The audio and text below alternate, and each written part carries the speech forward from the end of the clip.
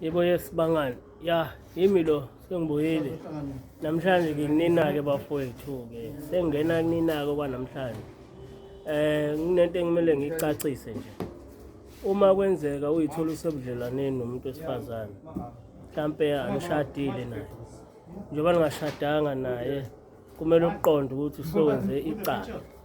Lelo cala lelo kumele ubhekane nalo ngani na ukuthi uyohlawula kulo muzi, ugeze umuzi wakhona.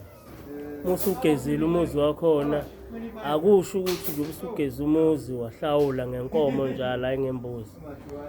Umntwana sekumele unikezwe yena, cha. Umntwana awunikwa yena, usukulungisa icala lakho nje olenzile ngokugeza umuzi, ngoba uma ungageziwe umuzi emzini wendoda imicimbi esuke ifanele mayiqhubeke sewungcolisiwe umuzi ngenxa yesicala eselenzekile ngenxa yakho nentombazane yakhona iyama ayenzeki. Ingakho kuze kwesinye isikhathi kuphoqa ukuthi umnumzane manomcimbi ophuthuma ukuthi mawenziwe, intombi leyo kumele ibhukule isebenze kanzima iwugeze umuzi wakuba, hhayi ukuhlawula. Ukuhlawula kwenziwa uwe ndoda okhulelisile kuleli khaya. Wena kumele uhlawule-ke ugeze-ke futhi leli khaya. Uma kukuthi-ke leli khaya-ke seligeziwe, right, wawuhlawula umntwana, lazi-ke ukuthi-ke lapho-ke akuchazi ukuthi sefake ukuthi ucele ukunikeza umntwana abize isibongo sakho.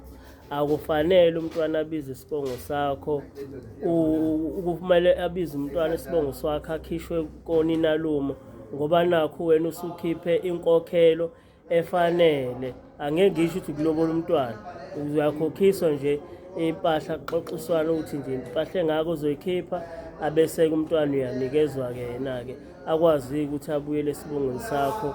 Uma ukuthi-ke awuqhubeki nonina, uma uthi niyaqhubeka nonina, into ebalulekile ukuthi umlobole-ke phela nishade, nomntwana futhi aphinde akhishwe-ke emukelwe esibongweni sakini ngendlela efanele. Ningahlawuli bese nicela ukuthi nikezwe abantwana, lokho akulona isiko lelo.